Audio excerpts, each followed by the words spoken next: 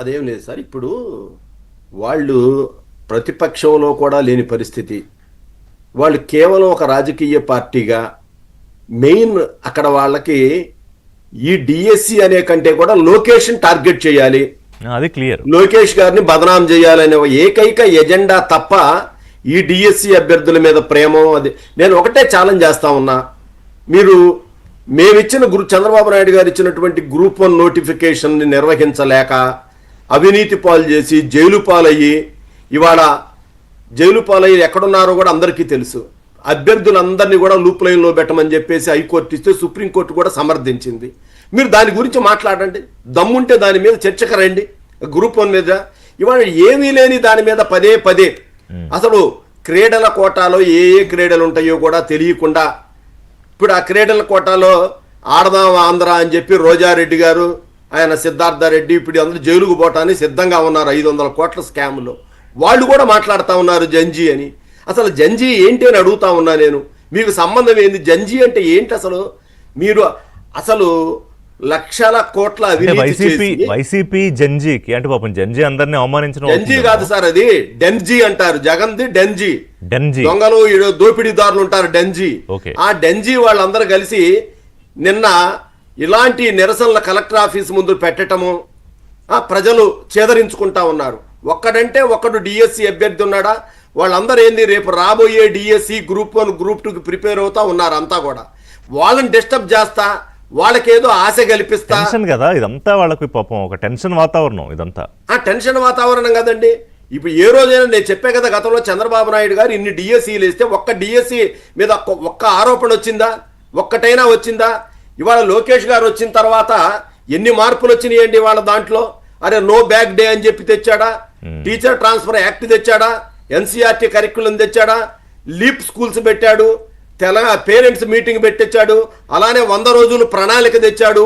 ఇవన్నీ విప్లవాత్మకమైనటువంటి మార్పులు తీసుకొస్తుంటే తట్టుకోలేని జగన్మోహన్ రెడ్డి, అసలు ఇన్ని లక్షల కోట్ల అవినీతి చేసిన జగన్మోహన్ రెడ్డి జంజీ ఏంటండి? అసలు జగన్మోహన్ రెడ్డి 16 నెలలు జైల్లో ఉన్నాడు. జంజీయా? అసలు యువత చేదరించుకుంటుంది. ఇతను జంజీ ఏంది? ఇతను మా తరపున మాట్లాడేది. అసలు మేము అడిగామా?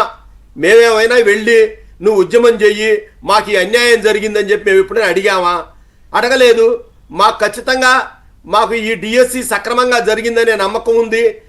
కోర్టులో అన్యాయంగా అక్రమంగా 200 పిటిషన్లు వేశాడు ఈ డిఎస్సి జరగకుండా అడ్డుకోవటానికి.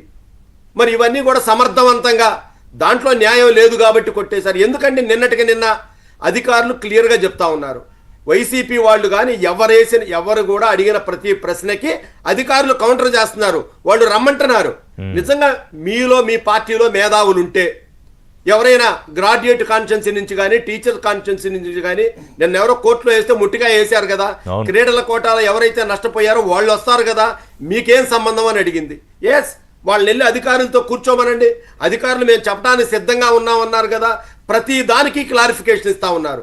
కానీ నానా యాగి చేసి రాష్ట్రంలో అలజడులు సృష్టించి పెట్టుబడులు రాకుండా ఇవాళ దేశంలో 25% పెట్టుబడులు ఆంధ్రప్రదేశ్కి వచ్చినాయి అని చెప్పి గణాంకాలతో సహా వివరిస్తూ ఉన్నారు.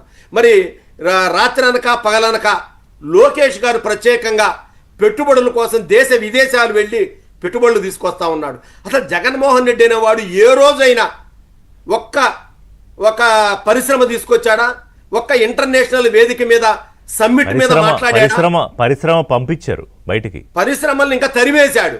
ఇవన్నీ తట్టుకోలేక ఏదో ఒక ఆరోపణలు పోగేయటం, ఒక 2-3 సెలెక్ట్ చేశాడు. వాళ్ళలో ఈ మధ్య వస్తున్నాడు కొడాలి నాని, రెగ్యులర్గా ఉండే రెగ్యులర్ ఆర్టిస్టులు ఉన్నాడు పేర్ని నాని, అంబటి రాంబాబు. వీళ్ళందరికీ పోటీ పెట్టారు. ఈ వారంలో మీరు ఎన్ని బూతులు తిట్టారు, మీ గ్రాఫ్ ఎంత ప్రజల్లో ఎంత గ్రాఫ్ బూతుల్లో ఎంత పెరిగింది మీకు, అంతే తప్ప ప్రజల్లో మంచిగా గ్రాఫ్ పెరగాలని చెప్పి జగన్మోహన్ రెడ్డి అనేవాడు రాజకీయ నాయకుడు కాదు.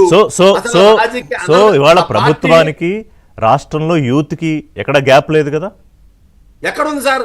యూత్ ఎక్కడ గ్యాప్ ఉందండి? యూత్ అంతా కూడా చక్కగా చంద్రబాబు నాయుడు గారు వస్తే ఉద్యోగాలు వస్తాయి. ఇన్ని పరిశ్రమ ఈ మధ్య కొత్త ప్రశ్న వేస్తా ఉన్నాడు జగన్మోహన్ రెడ్డి మేధావి. ఏమని?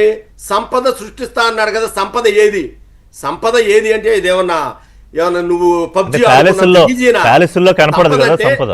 అట్టగా సార్, ముందు పరిశ్రమలు వస్తాయి, పరిశ్రమలు వచ్చిన తర్వాత ఉత్పత్తి జరగాలి, ఉత్పత్తి జరిగిన తర్వాత పన్నులు వస్తాయి, పన్నులు కడతారు, దాని మీద ఉద్యోగాలు వస్తాయి, దాని మీద మనకి రాబడి పెరిగిద్ది, దాని మీద ఇది వచ్చింది. అవన్నీ వదిలేసి ఇప్పటికిప్పుడు ఇదేమన్నా ఏంటి ఏమనుకుంటున్నాడు అతనికి? ఏమన్నా ఫైనాన్షియల్ బడ్జెట్ మీద కానీ పాలన మీద కానీ ఏదైనా ఒక పట్టుంది అతనికి? ఏమన్నా ఒక జీవో చదవటం తెలుసు అక్కడ ఉన్న వాళ్ళకి ఎవరికైనా? ఇవాళ ఒకటే చెప్తారు, నిన్న అతను ఎవరో బోరుగడ్డ నీళ్ళని ఒక మానవ మృగం, అతను మాట్లాడిన మాటలు, నిన్న అతను ఏడుస్తున్న ఏడుపు, వీళ్ళందరినీ పోషించింది ఎవరు? సజ్జల రామకృష్ణారెడ్డి వాళ్ళ కొడుకు భార్గవ రెడ్డే కదా. అతనే చెప్తా ఉన్నాడు డైరెక్ట్ గా, నేను చంద్రబాబు నాయుడు గారికి పవన్ కళ్యాణ్ కుటుంబ సభ్యులకి క్షమాపణలు కోరుకుంటున్నానని. అంటే మీ బుద్ధి ఏమిటి అనేది నిన్నే బయటపడింది. అతను జైలుకు పోయాడు, అతను శిక్షార్హుడే, కానీ దాని వెనకున్నోళ్ళు ఎవడో కూడా వాళ్ళు కూడా అతను కన్ఫెషన్ స్టేట్మెంట్ తీసుకొని ఇప్పుడు సజ్జల రామకృష్ణారెడ్డి అరెస్ట్ చేయాలి. ఎవడైతే ప్రోత్సహించాడో ఇవన్నీ కూడా అదే ఇప్పుడు వాళ్ళు ఇచ్చిన వాళ్ళందరూ చెప్పేది ఏంటంటే, మాకు స్క్రిప్ట్ వస్తుంది మాట్లాడతాం, కాకపోతే అందులో ఇంకో ఎక్కువ వాళ్ళు ఏమనుకున్నారంటే ఎక్కువ బూతులు మాట్లాడితే పదవులు వస్తాయని అది అప్పుడు సిస్టమ్ మీద పెట్టారు కదా. అతన్ని ఎప్పుడు సపోర్ట్ చేసే పరిస్థితులు అండి, అతను మాట్లాడిన మాటలు చాలా దారుణమైన. ఒక సమర్థవంతమైన నిజాయితీ గల కాపు నాయకుడు ఆ పార్టీలో వెళ్ళి, అయ్యా నాకు ఇంత సీనియారిటీ ఉంది జగన్మోహన్ రెడ్డి గారు, నా పేరు మంత్రి పదవికి పరిశీలించండి అంటే క్లియర్ గా చెప్పాడు. అతను ఏమన్నాడు? అతను, అబ్బాయి నువ్వు పవన్ కళ్యాణ్ తిట్టడం లేదు, పేర్ని నాని అంబటి రాంబాబులు తిడుతున్నారు సమర్థవంతంగా, వ్యక్తిగతంగా కూడా బూతులు తిడుతున్నారు, కాబట్టి ఆయనకి ఇచ్చాను అన్నాడు. ఇంకోటి కూడా అండి, జగన్మోహన్ రెడ్డిని వాళ్ళ సామాజిక వర్గానికి చెందినటువంటి కడప ఎమ్మెల్యే, ఒక మాజీ ఎమ్మెల్యే, అంత అప్పుడున్న ఎమ్మెల్యే వెళ్ళి చెప్పాడు, అన్న పరిస్థితులు బాగలేదు, చాలా తీవ్ర వ్యతిరేకత ఉంది, మనం ప్రజల్ని టెర్రర్ చేస్తున్నాం, అవినీతి ఎక్కువైందంటే అన్నాడంట. అన్నా నువ్వు ఈనాడు జ్యోతి పేపర్ చదువుతా ఉన్నట్టున్నావు, నువ్వు రోజు లేచి ఉదయాగానే ఒక అరగంట పాటు మన సాక్షి పేపర్ చదువు, నీ మైండ్ సెట్ మారిద్ది అన్నాడంట. అది అతని సామర్థ్యము, అతని తెలివితేటలు. అతను ఒక సైకో సార్. ఆయన సామర్థ్యం తెలివితేటలు లేకపోలేదు, వేరే చోట రాజకీయ పార్టీ అనర్హుడు జగన్మోహన్ రెడ్డి. భాషా గారు, ఇప్పుడు కీలకమైన అంశం ఏంటంటే, మొన్న ఒక 80 years ఉంటాయి సీనియర్ సిటిజన్, ఒక ప్రొఫెసర్గా రిటైర్ అయ్యి ఆయన అడిగారు, సార్ ఎవరు సార్ వీళ్ళు అందరూ జగన్మోహన్